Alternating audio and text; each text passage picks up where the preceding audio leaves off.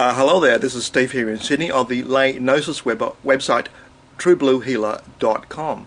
Now I've got something here for you which is a general solution to explain the wacky behaviour of many different groups of people, and it'll probably explain something that puzzles you a lot and it's not very clear at all, and it comes from a BBC documentary, Horizon documentary, which features a man called Dr. Newberg, who's in a new field of neuroscience called neurotheology.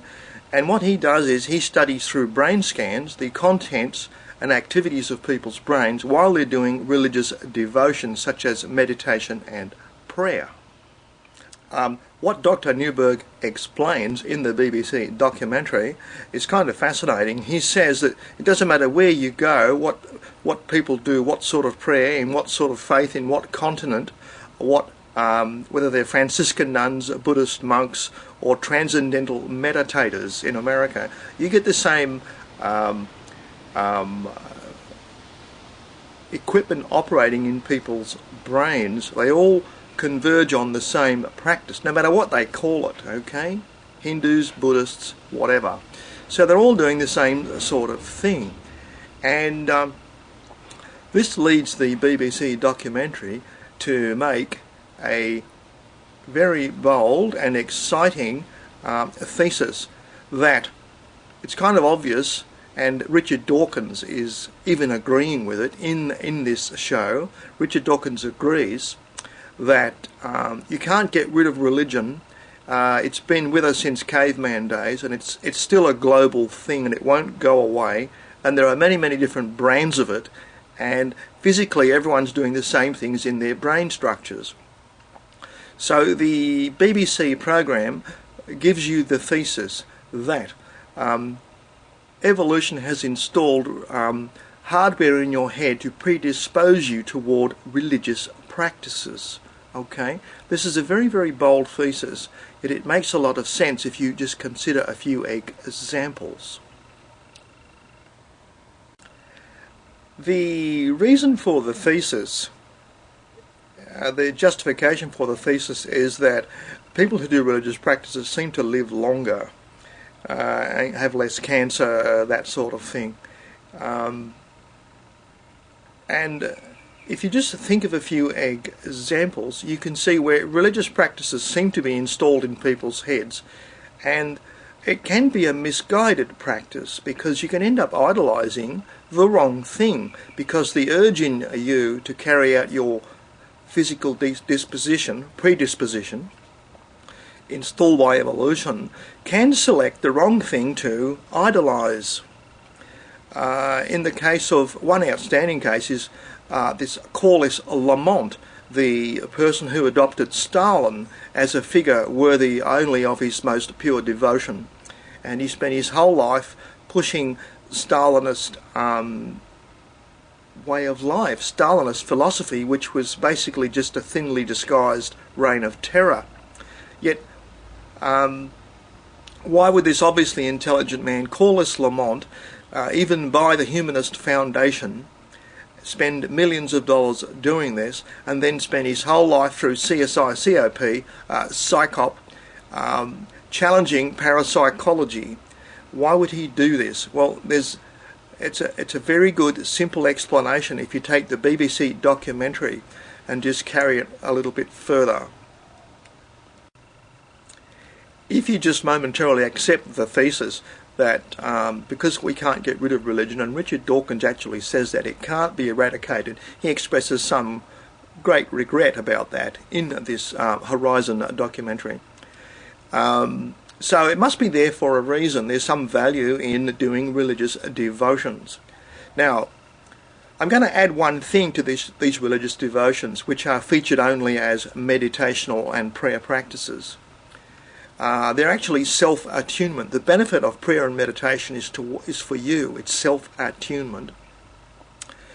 I'm going to add one more little thing that seems to come hand in hand and is a major feature of many people's behaviour in in what appear to be religious practices, and that is the desire to love something unconditionally, to adore it no matter what it does wrong.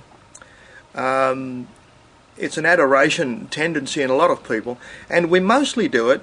Typically it manifests toward our pets, our animals. We forgive them no matter what they do, no matter what their trespasses. We always put up with them, we always adore them, love them, make excuses for them, that sort of thing. And I do believe that's part of this religious hardware predisposition that evolution has put into our heads.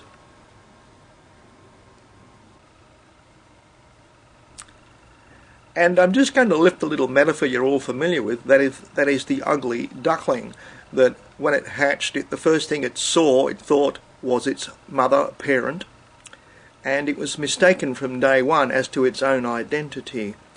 And in fact, that affection thing that we all have is something like that. It's a parent binding affection, an adoration for the parent figure. Now, I think this is also tied up with this religious physical disposition, this predisposition in people's heads installed by evolution.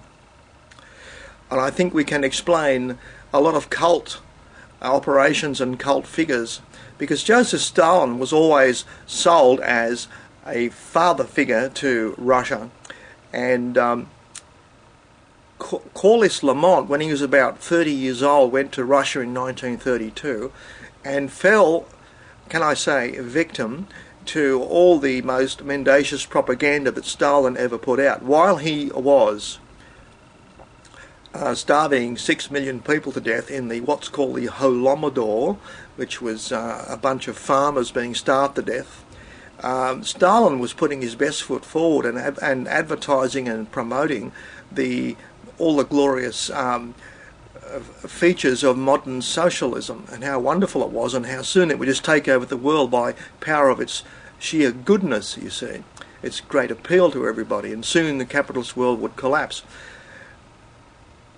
Corliss Lamont, son of a J.P. Morgan partner, businessman, heir to a fortune, fell in love with this figure, Stalin, and ferociously defended Stalin for the rest of his life, and he believed Stalin could do no wrong, and he pointedly ignored the atrocities, the purges, the mass slaughters, the mass disappearances. And he had this enduring affection, this pure affection for Joseph Stalin all of his life. And when parapsychology came along in the 1950s, he was horrified to see basically Stalinism would have a stake put through its heart by the realization that there is in fact possibly a God. There's psychic phenomena being proven here, precognition, seeing the future, and telepathy being scientifically proven by a man called J.P. Ryan. Now,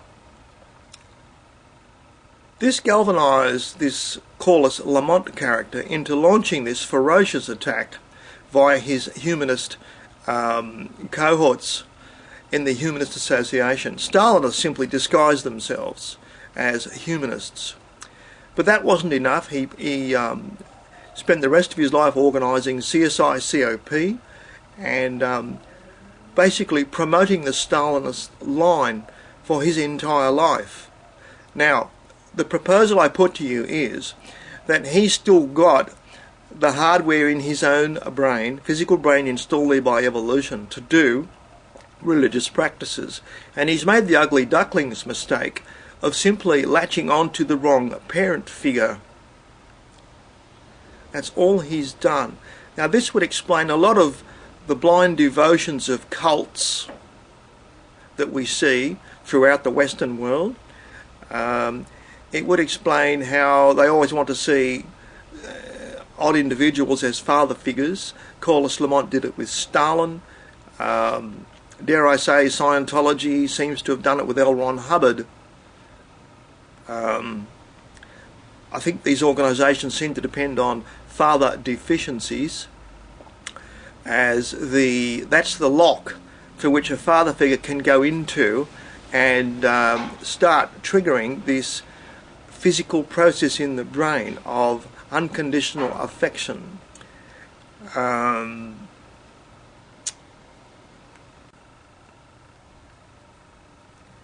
Now, one of the things is blind affection that can be physically triggered in the brain with the right conditions. Seems to be this father deficiency thing, and it's often noted that people behave apologetically. Their hero figure can do no wrong, absolutely no wrong. They have a religious devotion, clearly religious, clearly irrational, to this figure they've chosen. So it's not really their fault they're doing this, because the physical hardware is already in their brain, installed there by evolution. So can you really blame them?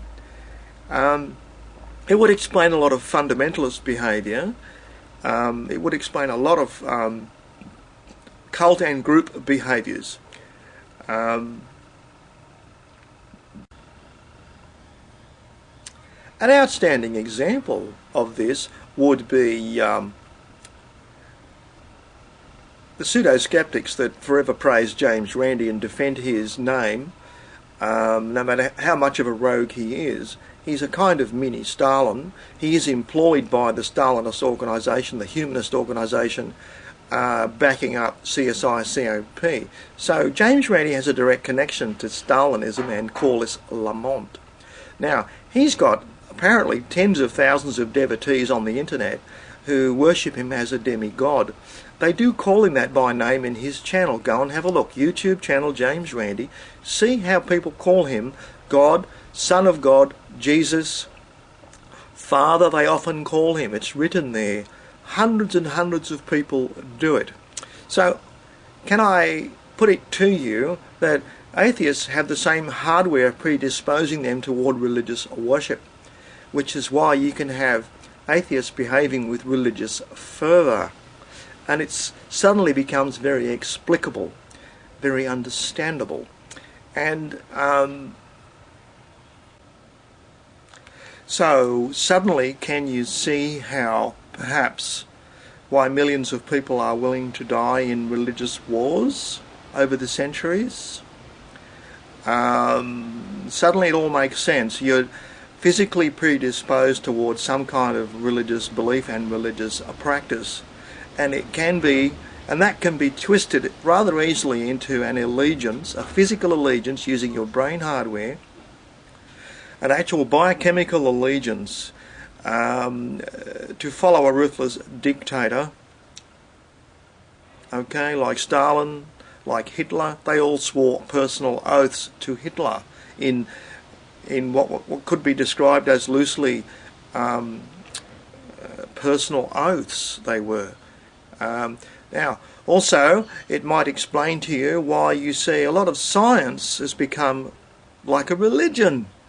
The Big Bang Theory is a religious belief. It's completely false, yet adhered to by so many leading scientists, obviously practicing denialism. So, there's a lot of explanations in this simple thing, this simple idea that we're all physically predisposed toward religious worship by modules and mechanisms and biochemical predispositions put there by the process of evolution. Because there's some value in our survival, apparently, to go through this behaviour, to do this behaviour. You might also argue about what makes evolution tick. And I'm not religious at all, never have been, never will be, but I do know a little bit of holy books, and one there's a famous phrase, a commandment, that says, don't worship any other gods but me, for I'm a jealous God. This is often misunderstood and taken out of context and used to beat Christians around the head with. It simply means this is a warning. You've got religious hardware in your head predisposing you, which can be falsely targeted. So don't go worshipping rocks and trees and people. Don't do that. Remember your own divine origins. Okay, that's what that would seem to really mean. That's something for you to think about, guys.